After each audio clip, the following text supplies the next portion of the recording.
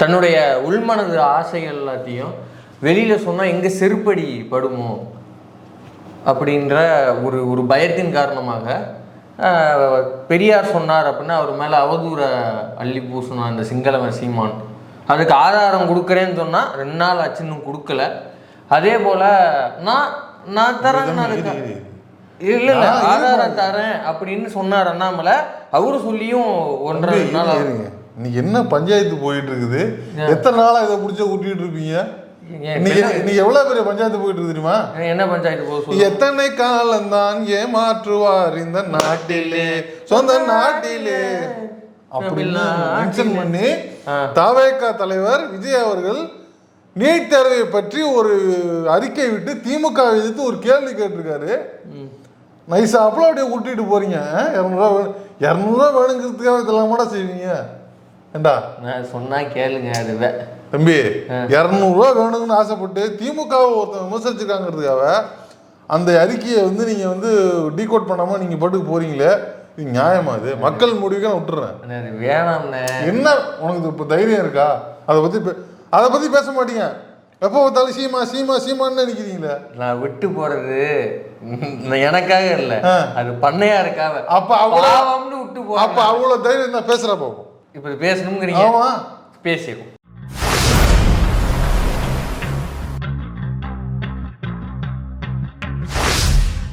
இப்போ முடிவா என்ன சொல்றீங்க? கண்டிப்பா ட்வீட்டை படிச்சுட்டு ஆகணுங்கிறீங்களா? கண்டிப்பா நம்ம பேசணும். இல்லைன்னா வச்சுக்கேன், இல்லைன்னா நீங்க பயப்படுறீங்க. நீங்க 200 வாங்கிட்டு தான் நீங்க பேசுறீங்கன்னு கன்ஃபார்ம் ஆயிடும். படிச்சே ஆகணும், பேசியே ஆகணும். விழுந்தா மொத்தமும் விழுந்து. படிக்காத என்ன சொல்லிருக்கான் அவன்? என்ன சொல்லிருக்காப்ல தோழர் சொல்றத கேளுங்க.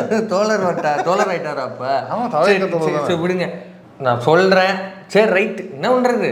நம்ம பேசிதான் ஒரு வழி கிடையாது. எத்தனை காலம் தான் ஏமாற்றுவார் இந்த நாட்டிலே சொந்த நாட்டிலே. கேட்கறாருல, பதில் சொல்லுங்க. கேட்கறாப்ல சொல்றேன் இருங்க.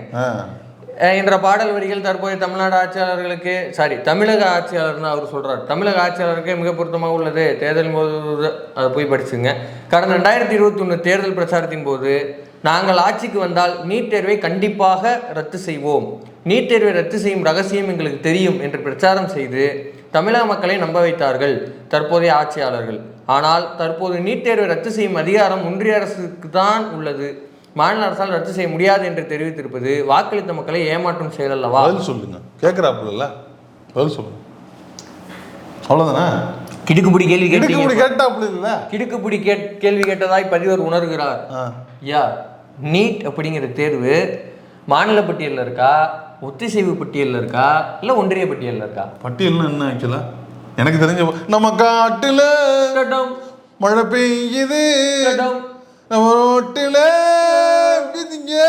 இந்த இது விஷ்ணுவர்தன் பட்டியல் ஆரியா நடிச்சது, அந்த பட்டியல் உங்களுக்கு தெரியும். சொல்றேன். நீ சொல்றது எந்த பட்டியல்? விஜய்க்கு இந்த பட்டியல் தான் தெரியும். என்ன சொல்றீங்க நீங்க? மாநில பட்டியல், பொது பட்டியல், ஒன்றிய பட்டியலா? ஒன்றிய பட்டியல், ஒத்திசைவு பட்டியல், மாநில பட்டியல். இப்ப கல்வி, சுகாதாரம், இப்ப டிஃபென்ஸு, இதெல்லாம் எந்தெந்த பட்டியலில் லிஸ்டாக இருக்குங்கிற அரசியல் அறிவு இருந்தால் தான் இந்த மாதிரியான ட்வீட்டுகள்ல இருந்து நீங்க தப்பிக்க முடியும். இந்த பட்டியலில் இருக்குதுங்கிறீங்க. கல்வி எதுல இருக்கு? அப்ப சொல்லுங்க, அவரை சொல்லுங்க. கல்வி இதுல இருக்கு. இப்ப கரண்ட் லிஸ்ட்ல இருக்கா? ஒத்திசைவு பட்டியல்ல தான் இருக்கு. அப்ப ஒத்திசைவு பட்டியல்ல இருக்கிறப்ப என்ன இருந்தா என்னப்பா எடுத்துக்க வேண்டியதானே? என்னப்பா இப்போ லாக்கர்ல போய் எடுத்துக்க வேண்டியது என்ன பண்ணுறது? உங்களுக்கு எடுத்துட்டு வாங்க, எடுத்துட்டு வர வேண்டியதுதானே. உங்களெல்லாம் என்ன சொல்லி புரிய வைக்கிறது? என்ன ஏமாத்துறீங்களா? அந்த பட்டியல் என்ன ஒரு ஃபைல்ல இருக்கு போகுது, அது இந்த ஃபைலை மட்டும் இப்படி எடுத்துட்டு வந்தோம்னா முடிஞ்சு போச்சு தானே. நல்லா என்ன நீங்க என்ன அரசியல் பண்றீங்க? யாரை ஏமாத்த போகிறீங்க? ஆடுறீங்களா? யாரை ஏமாத்த போகிறீங்க நீங்க? ஐயோ, ஏன் நீங்க தீர்மானத்தை நிறைவேற்றி அனுப்பல? நீங்க தீர்மானம் நிறைவேற்றி அனுப்பலையா? சட்டமன்றத்துல தீர்மானம் நிறைவேற்றி அதை ஆளுநர் எங்க வச்சிருக்காரு? இங்க வச்சிருந்தாரா? பத்திரமா அவர் வச்சிருக்காரு. எங்கேயும் தொலைஞ்சிடக்கூடாது. அதெல்லாம் வேற.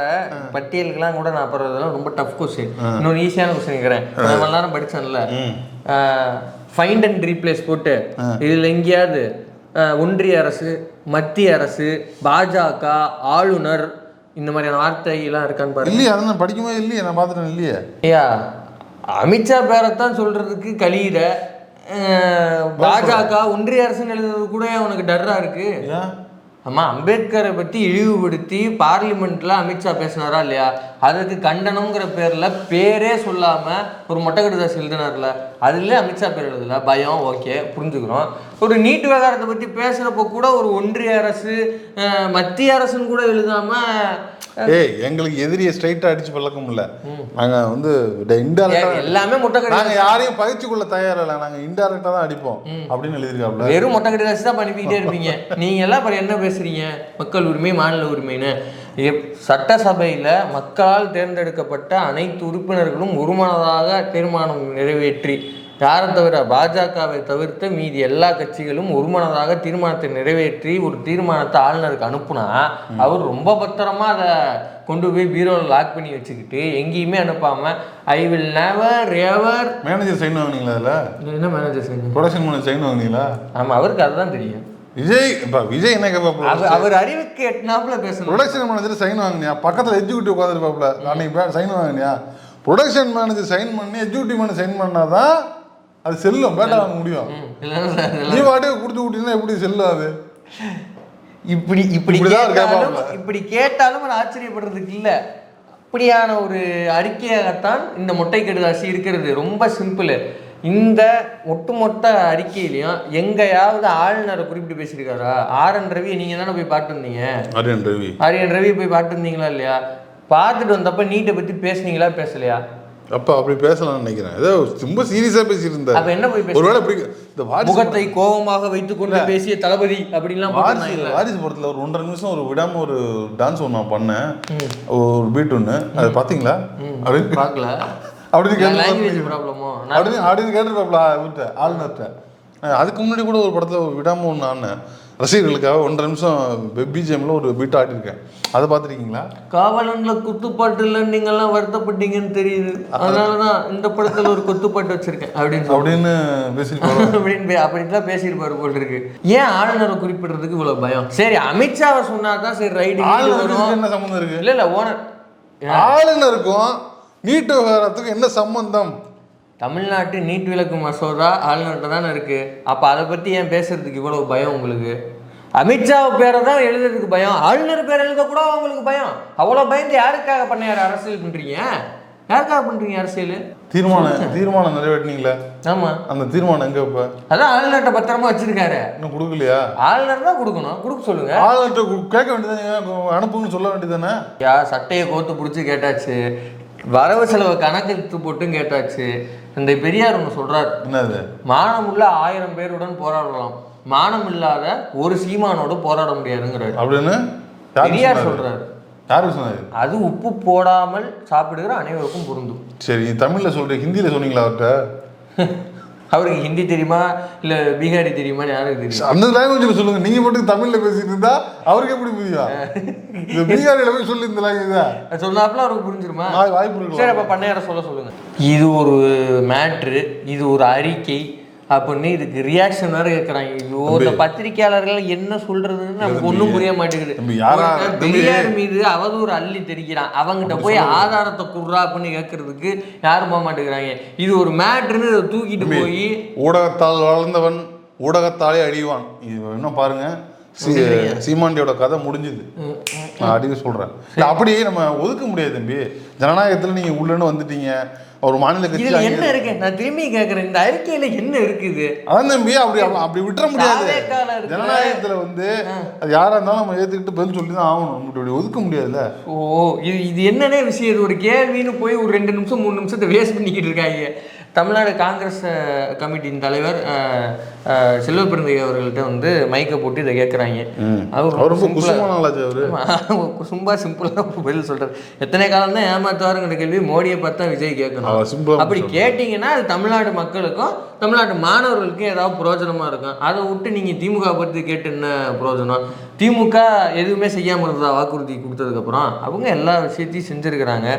ஆளுநருக்கு தீர்மானம் நிறைவேற்றி அனுப்பின தீர்மானத்து மேல ஆளுநர் என்ன பண்ணிருக்காரு? சொகுசா உட்காந்துருக்கு, யாருக்கும் அனுப்பாம அவர் குடியரசுத் தலைவருக்கு அனுப்பாம வச்சிருக்காரு. கேள்வி கேட்டீங்களா? இந்த விவகாரத்தை கிடப்புல போட்டது யாரு? யாரு யாரு அந்த சாரு அப்படின்னு கேளுங்க. ஆரியன் ரவி சார் தான் அப்படின்னு மக்கள் சொல்லுவாங்க. இப்போ அதே போல மைக்கை கொண்டு போய் தலைவர்கிட்ட போட்டிருக்காங்க. தலைவர் திருமாட்ட தான் அவர் அதுக்கு மேல நீட் தேர்வு ரத்து முயற்சியில் திமுக தன் கடமையை செய்துள்ளது. நீட் தேர்வு ரத்துக்கு தடையாக இருப்பது ஒன்றிய அரசு தான் என்பதை விஜய் உணர்ந்துள்ளாரா? புரியலையா? என்னது நீட் தேர்வு ரத்துக்கு தடையா இருக்கிறது பிஜேபி தாங்கிறதை உணர்ந்துள்ளாரா? பிஜேபி டெல்லியில இருக்குது, புரிஞ்சுட்டு தான் பேசுறியா தற்கூரி அப்படிங்கிறதான் தலைவர் நாசா இருக்கிறாரு. தலைவர் இப்படி ஓப்பனா அடிக்க முடியாதுல்ல, ஏன்னா அவருக்கு ஒரு மாண்பு இருக்கு. ஏன்னா அவர் இதை நம்ம எதுக்கு இப்படி டீல் பண்ணணும்? அண்டர் கிரவுண்ட் ஆப்ரேஷன்லாம் பண்ண முடியாதுல்ல. ஒரு மாநிலம் போட்டுட்டு போய் இந்த ஆளுநர் ஆஃபீஸ்க்குள்ள போய் அதை வந்து டாக்குமெண்ட் நைட்டா போய் அதை எடுத்துட்டு வந்து நம்ம கையெழுத்து போட்டு திரும்ப படத்துல பண்ற மாதிரிலாம் பண்ண முடியாது. அதெல்லாம் பண்ண முடியாது. இதெல்லாம் ஏன்னா இது அரசியல், அதெல்லாம் பண்ண முடியாது. அந்த மாதிரிதான் விஜய் எதிர்பார்ப்பாங்க. இதே வந்து ஒரு ஆக்ஷன் பிளாக் இருக்கிற இடத்துல வந்து நீங்க இவ்வளவு சாஃப்டா இருக்கிறீங்க. ஒரு ஆக்ஷன் பிளாக் பண்ண வேண்டிய திமுக ஏன் இப்படி இதை சாஃப்டா டீல் பண்ணுது அப்படிங்கறத விஜயோட கோபமே. இது இல்ல, இதை பத்தி ஒருத்தர் சொல்லியிருக்காரு. என்னது? நம்ம மாண்புமிகு போக்குவரத்துறை அமைச்சர் சிவசங்கர் அவர்கள் அவர் ஒன்று சொல்லியிருக்காரு. நான் சொல்லியிருக்காரா? எக்ஸாக்ட்லி அதேதான். நீட் தேர்வு குறித்து திமுகவுடைய பார்வை என்ன, அதோட போராட்ட வரலாறு என்னங்கிறது எல்லாத்தையும் எடுத்து போட்டுட்டு, ராஜா இது சினிமாவில் பேசுற பஞ்சு டைலாக் கிடையாது, இது அரசியல் அப்படின்னு இருக்காப்புல. அப்ப அவர் என்ன சொல்றப்பல, நீங்க அரசியல்ல நடிக்கிற மாதிரி ஏன் அரசியல்ல வந்து நம்ம இது பண்ணக்கூடாது, வந்து நம்ம இந்த மாதிரி ஆக்ஷன் பிளாக்லாம் இது வைக்க கூடாது, பண்ண முடியாது, தற்கூரி அப்படிங்கிறது தான். ஏன்னா அவர் ஒன்றும் மாண்புமிகு அமைச்சர் இல்லையா, அவரும் அப்படி பேசிட முடியாது. அதனால நாசுக்கா அவர் சொல்றாரு. இல்ல முருகதாஸ் நினைச்சா கூட பண்ண முடியாதா? முருகதாஸ் யார் நினைச்சாலும் பண்ண ரொம்ப சிம்பிள். ஏன் இன்னைக்கு விஜய் இந்த முடக்கதாஸ் எழுதுறாருன்னா, அன்னைக்கு எழுதி கொடுத்தவன் அப்படி எழுதி கொடுத்தான் அதை வாட்ஸ்அப்ல, இன்னைக்கு எழுதி கொடுத்தவங்க இப்படி எழுதி கொடுத்துருக்காங்க, அதனால அவர் இப்படி வாசிக்கிறாரு, அவ்வளவுதான். இதுல ஒன்றும் கிடையாது. தயவு செஞ்சு ஊடகத்தில் இருக்கிறவங்க யாரும் இதை கொண்டு போய் இது ஒரு நியூஸ்ன்னு போய் கேட்டுக்கிட்டு இருக்காதீங்க, சிரிச்சிருவாங்க. அது மட்டும் இல்லாமல் அவர் போய் ஆளுநரை சந்திச்சாரு, அப்ப ஏன் அதை பத்தி பேசல? ஆளுநர் தாங்கிறது தெரியாது அவருக்கு. இல்ல இதுக்கு தான் சொன்னது, இதுக்கு தான் அண்ணா சொன்னார், ஆளுநருங்கிற வேணாம், நமக்கு தேவையில்லாத பீஸு. நம்ம இப்போ வந்து இதை கொண்டு ஆளுநர் காமிச்சு, ஆளுநர் இங்கேருந்து குடியரசுத் தலைவர் காமிச்சு, அங்கேருந்து சைன் எதுக்கு இங்கேருந்து டேரெக்டாக டெல்லிக்கு அனுப்புங்க, டைரக்டா குடியரசுத் தலைவருக்கு அனுப்புங்க, வந்துட்டு போகுது. நாட்டுக்கு தாடியும் நாட்டுக்கு ஆளுநருக்கும் தேவையில்லை. இடையில இப்போ இப்படி ஒரு ஆள் உட்காந்துக்கிட்டு அல்சாட்டியம் பண்றது, நம்மளை அலட்சியமா டீல் பண்றது. நம்ம ஆரம்பத்துல சொல்லிட்டு இருக்கோம். இல்ல இதே முடிவு தானே நீங்க எடுத்தீங்க. தாவேக்கா ஃபர்ஸ்ட் ஆளுநர் வேணாம்னு தானே சொன்னுச்சு. அப்ப எப்படி நீங்க அறிவே இல்லாம போய் எப்படி ஆளுநரை பார்த்து கொடுத்தீங்க? மக்கள் அதிகாரத்தை நம்புற நீ எப்படி வந்து அதிகாரத்தை நீ எப்படி போய் நின்று? இல்ல ரொம்ப சிம்பிளான கொஸ்டின். உங்க கட்சியோட கொள்கையும் ஆளுநர் வேணாங்கிறது தானே. இப்போ ஆளுநர் தானே இந்த நீட் விலக்குக்கு வந்து தடையா இருக்காரு, அப்ப ஆளுநரை போட்டு அடிக்க வேண்டியதானே ராஜா? இல்ல ஏற்கனவே 2021 நீ என்னப்பா வரவேற்ற? திமுக அரசு ஒரு முன்னெடுப்பு எடுக்கிறது, அதை நான் வரவேற்கிறேன், நான் சப்போர்ட் பண்றேன்னு சொன்னீங்க. ஐயா அந்த கட்டை போட்டு விடுங்க. இந்த நீட் தேர்வுக்கு மேல இருக்கிற அந்த நம்பகத்தன்மையை வந்து மக்கள் மத்தியில சுத்தமா போயிடுச்சு. இனிமே நாடு முழுக்க அந்த நீட் தேர்வே தேவையில்லை அப்படிங்கறத இந்த செய்திகள் மூலியமா நாம் எல்லாருமே புரிஞ்சுக்கிட்ட ஒரு விஷயம். சரி, இதுக்கு என்னதான் தீர்வு அப்படின்னா, நீட்டு விலக்கு தான் வந்து இதுக்கு உடனடி தீர்வு. நீட்டு ரத்து கோரி தமிழக சட்டமன்றம் கொண்டு வந்திருக்கிற அந்த தீர்மானத்தை நான் மனப்பூர்வமாக வரவேற்கிறேன். இப்படி பேசிட்டு திடீர்னு பல்ட்டி அடிக்கிற, ஆளுநருங்கிற பத்தி பேச மாட்டேங்கிற, அந்த தீர்மானத்தை பத்தி பேச மாட்டேங்கிற, என்ன ராஜா வேறவாய் நாரவாய் மொமெண்ட்ங்கிறது ரொம்ப சிம்பிள். இப்போ உனக்கு மசோதாங்கிறது என்னங்கிறது இப்போ தெரிஞ்சிருக்கா? தெரிஞ்சிருந்ததுனால தான் ஆதரவு கொடுத்தியா? தெரிஞ்சிருந்த ஆதரவு கொடுத்த அப்படின்னா இன்னைக்கு ஆளுநரை பற்றி குறிப்பிட்டிருக்கணும். அப்போ இன்னைக்கு ஆளுநரை நீ குறிப்பிடல அப்படின்னா இப்போ உனக்கு சட்ட மசோதா தெரியலையா? அப்போ இன்னைக்கு எவனோ ஒருத்தர் எழுதி கொடுத்ததை பேசிட்ட, இன்னைக்கு எவனோ ஒருத்தர் ட்வீட்டை போட்டுட்டான், இல்லைப்பா ரெண்டும் வெவ்வேறு, அப்படிலாம் கிடையாது, ரெண்டு லாஜிக்குமே தப்பு, எங்களுக்கு வந்து சட்ட மசோதானா என்னங்கிறது இவருக்கு தெரியும், விஜய்க்கு தெரியும், இது ஆளுநர் தான் கிடப்பில் போட்டிருக்காருங்கிறது விஜய்க்கு தெரியும், அவர் அப்படி ஒன்றும் தற்கூரி கிடையாது அப்படின்னா அவர் பாஜகவை பார்த்து RSS பார்த்து பயந்து அஞ்சு நடுங்கி இப்படியான ஒரு மொட்டை கடிதாசத்தை எழுதியிருக்காரு. அதாவது கடைசியா நீ வந்து ஒரு இடத்துல முடிக்கிற, நான் இங்கே சப்போர்ட் பண்றேன், அங்கேருந்து ஒரு இடத்துக்கு இவ்வளவு தூரம் வந்திருக்கு, இதுக்கு இடையில என்ன நடந்திருக்கு, என்ன பிரச்சனை, எதனால அரசு சொல்லுது அப்படின்னு சொல்லி நீ ஒரு ட்வீட் பண்ணி நீ உங்க தோழர்கள் இல்லை உங்க தொண்டர்களுக்கு சொல்றது தான் உண்மையான அரசியல். இல்ல நான் அதெல்லாம் சொல்ல மாட்டேன், அப்படியே சொன்னதுக்கு சும்மா நான் என் இஷ்டத்துக்கு மேம்பாக்கம் துப்பி விட்டுப்போம் அப்படின்னா அதுவும் சம்பிரதாயத்துக்கு ட்வீட்டு தான். சம்பிரதாயத்துக்கு ட்வீட்டு போட மாட்டேன்னு சொன்னது நீங்கள் தானே பண்ணாரு. இப்போ திமுக என்னெல்லாம் செஞ்சிச்சு அப்படின்னு ஒரு லிஸ்ட்டு போட்டிருக்காங்க. ஒரு 4 ஸ்லைடுக்கு வந்து திமுக ஐடிவிங்கிலேருந்து, அதாவது நீட் விளக்குங்கிறது எங்கேருந்து கடந்து எங்கே வந்துருக்கு. ரொம்ப சிம்பிளாக நம்ம ரொம்ப ஹைலைட்டான விஷயத்த மட்டும் நம்ம சொல்லுவோம். திமுகவில் வந்து கலைஞர் அவர்கள் உயிரோடு இருந்த வரைக்கும் அவர் நீட்டு விளக்கில் ரொம்ப உறுதியாக இருந்தார். அப்போ வரைக்கும் நீட்டு உள்ள வரல. அதற்கு பிறகு அதிமுகவில் அப்போதைய பொதுச்செயலராக இருந்த ஜெயலலிதா அவர்கள் உயிரோடு இருந்த வரைக்கும் கூட நீட்டு உள்ள வரல. அதற்கு பிறகு இரும்பு தேசத்து கரும்பு மனிதர் வந்ததுக்கு அப்புறம் தான் என்னது இன்னைக்கு ஒன்று சிம்பிள். இபிஎஸ் பயந்துட்டாப்ல. இன்னைக்கு வந்து ஒரு நெருக்கடி கொடுக்குறாங்களா தமிழ்நாடு கவர்மெண்ட்டுக்கு, நீங்க வந்து புதிய கல்விகள் ஏற்றாதான் உங்களுக்கு நாங்க வந்து நிதி பங்கீடு கொடுப்போம், நீங்க அதை ஏற்றாதான் நாங்க இது கொடுப்போம், நீங்க வந்து அந்த என்னது நிறைய திட்டம் சொல்றாங்க, நீ இந்த திட்டத்தை எல்லாம் திட்டமோ அப்படிதான் இது பண்ணாங்க. அதுக்கு பிறகு இப்ப NEP ஏத்துக்குன்னு அப்பதான். ஆனா இப்போதைய திமுக அரசு உறுதியா நிக்குது. அப்ப எங்களுக்கு பரவாயில்ல, எங்களை இந்த திட்டத்தை உள்ள கொண்டு வந்தா திரும்பவும் தமிழ்நாடு பீகார் மாதிரி ஆயிடும், தமிழ்நாடு திரும்பவும் 50 வருஷம் பின்னாடி நோக்கி போயிடும், அதனால இதெல்லாம் எங்களுக்கு தேவையில்லை அப்படின்னு எதிர்த்து நிக்குது. அன்னைக்கு இபிஎஸ் எதிர்த்து நிக்கல, பப்பரப்பான்னு உள்ள விட்டாப்புல எல்லாத்தையும் நாசம் பண்ணி முடிச்சிட்டாங்க. அந்த கேப்ல வந்ததுதான் இந்த நீட்டு. இதை தெரிஞ்சுக்கணும். இன்னைக்கு வந்து நான் சட்டமன்றத்தை போய் நின்றுட்டு நல்லா வலுவா நீங்க வந்து நாங்க வலுவா எதிர்த்திருப்போம், நீங்க வலுவா எதிர்த்த லட்சணம் நீங்க வந்து என்ன நீட்டை கொண்டு வர, நீங்க கொண்டு வரவே இல்லை. எவ்வளவு பெரிய அயோக்கியத்தனம் இது. அன்னைக்கு இருக்கிறதெல்லாம் வாரி கொடுத்துட்டு இன்னைக்கு போய் அவன்கிட்ட போய் ஒன்று என்ன வழிபறி வேலையா போய் புரிஞ்சுட்டு வர்றதுக்கு. நீட் விவாதம் வந்து பார்லிமெண்ட்ல மக்களவையில் வந்தப்போ அப்போதைய அதிமுக அரசு வந்து வெளிநடப்பு பண்ணிடுச்சு. நியாயமா விவாதிச்சிருக்கணும்ல, நாங்க இந்த பாயிண்ட்டுக்காக எதிர்த்துருக்கணும். அப்போ ஓட்டாங்க. அப்ப திமுக வந்து அங்கே எதிர்ப்பை வந்து பதிவு பண்ணுது. அப்பையில இருந்தே திமுக நீட்டு எதிர்ப்பில் வந்து மிகவும் உறுதியாக இருந்தது. 1க்கு 2 தடவை நம்ம சட்டசபையில் தீர்மானம் நிறைவேற்றி அனுப்பப்பட்டது. 2 மேலே உட்காந்துருக்காரு இவர். அதை பற்றி கமெண்ட்டே கிடையாது. திமுகவினுடைய MP வில்சன் அவர்கள், வழக்கறிஞர், மூத்த வழக்கறிஞர், அவர் வந்து தனி தீர்மானம் கொண்டு வந்திருக்கிறாரு. இப்படி ஏகப்பட்ட விஷயம் சொல்லலாம். உச்சநீதிமன்றத்தில் திமுக வந்து வழக்கு தொடுத்திருக்குது. 1.5 கோடி கையெழுத்து நீட்டுக்கு எதிரான அந்த கையெழுத்து கொடுக்கப்பட்டிருக்குது. இல்லை, நம்மளால என்ன முடியுமோ எல்லாம் இந்த கடைசியா நடந்த இந்த தேர்தலில் இந்திய அரசு வந்திருந்தா அதை மாத்திருக்கலாம், அதை வந்து நம்ம கண்டிப்பா ரிட்டர்ன் வாங்கியிருக்கலாம். ராகுல் காந்தி கூட அதெல்லாம் நான் பண்ணிக்கலாம்னு சொன்னாரு. இந்த தேர்தலில் நம்ம சொன்ன வாக்குறுதிகள் படி நம்ம மக்கள் வந்து எல்லாத்தையும் முடிச்சுட்டாங்க. ஆனா யூனியன்ல அப்படி வரல, அதனால அதை பண்ண முடியல. இன்னமும் முயற்சி பண்ணிட்டு தான் இருக்கிறாங்க. இதுக்கு ஒரு மாநில அரசா, மாநிலத்தில் ஒரு கட்சியா விஜயோ எடப்பாடி பழனிசாமியோ சப்போர்ட் பண்ணாமல் எதிர்த்து நின்றுட்டு இப்போ வந்து ஆளுங்கட்சியை பார்த்து வந்து சிரிக்கிறதோ அல்லது வந்து அவங்கள வந்து பார்த்து ஏளனை போடுறதில்ல, அது அவங்கள பார்த்து பண்ணுறது இல்லை, தமிழ்நாட்டு மக்களை பார்த்து நீங்கள் பண்ணுறீங்க. அது உங்களுக்கு நீங்களே உங்களை அசிங்கப்படுத்திக்கிறதுக்கான காரியம் இது இல்லை. ரொம்ப சிம்பிள் தான். இப்போ திமுக இவ்வளோ விஷயங்களை செய்ததுன்னு லிஸ்ட்டு போட்டாச்சு. அதிமுக இந்த மாதிரி செய்த லிஸ்ட்டு கொடுங்க. தாவேக்கா ட்விட்டர் அக்கௌண்ட் தொடங்கின நாள்லேருந்து இன்னை வரைக்கும் என்ன பிரச்சாரத்தை மேற்கொண்டீங்க, இல்லை என்ன வகையான அழுத்தம் கொடுத்தீங்கிறத சொல்லுங்க. நீங்கள் ஏன்னா ஒரு போராட்டம் பண்ணு, போய் ஆளுநர் மாளிகை முன்னாடி ஒரு போராட்டம் பண்ணுங்க, ஒன்றிய அளவு முன்னாடி ஒரு போராட்டம். ஆளுநரோட பேரையே ஒரு சொல்றதுக்கு பயப்படுறாரு. பிரதமர் இங்கே வர சொல்லுங்க, போராட்டம் பண்ணுங்க, ஒரு பனையூர் கூப்பிடுவாப்ல, நேரடியா பனையூர் வீட்டுக்கே வந்து ஆளுநரை பனையூர் கூப்பிடுங்க, ஒரு நீட்டுக்கு ஒரு போராட்டம் ஒன்று போட வேண்டி இருக்குது, ஆளுநர் கொஞ்சம் வர சொல்லுங்க அப்படின்ற சொன்னாலும் ஆச்சரியப்படுறதுக்கு இல்லை. இவர் இப்படித்தான் சொல்ல போறாரு. சம்பிரதாயத்துக்கு ட்வீட்டு போடுறது, சம்பிரதாயத்தை பேசுகிறது தான். இப்போ இந்த மூணாப்பானாக்கள்லாம் வந்து அட்வைஸ் பண்ணுவாங்களா? ஏன்னா ஒருத்தர் சொன்னார், நீட்டை பற்றி பேசணும்னா அது விஜய் தான் தகுதியான நபர், தவிர வேறு யாருமே இல்லைன்னு. என்ன சார் சொல்லுவீங்களா? இப்போ அப்படித்தான் பேசுவாங்க போல் இருக்கு.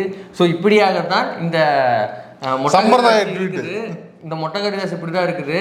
நம்ம வந்து இவர் தாவேக்கா விஜய் வந்தது வந்து பிஜேபியின் பி டீம் தான், அவர் பிஜேபி ஆள் தான் சொன்னப்போ நம்மகிட்ட கோச்சிக்கிட்டாங்க.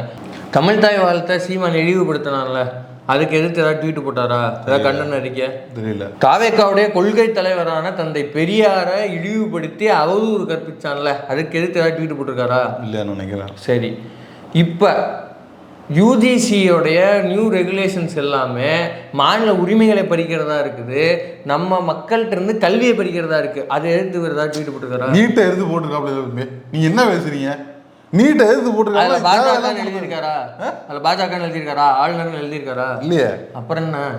நான் திரும்பி சொல்றேன், இவர் பாஜகவுடைய ஆள் தான். இவர் உண்மையிலுமே மாணவர்களோட கல்வி மீது இவருக்கு அக்கறை இருக்குன்னா இவர் போட்டிருக்க வேண்டிய ட்வீட் வந்து யூஜிசியோட நியூ ரெகுலேஷன்ஸை எதிர்த்து போட்டிருக்கணுமே தவிர, நீட்டை எதிர்த்து திமுக எதிர்த்தான கம்பூஸ்தரம் பாருன்னு பாஜகவோட பேரை கூட சொல்லாமல் என்ன இது நீட் எதிர்ப்பு? இதுதான் சம்பிரதாய ட்வீட்டுங்கிறது.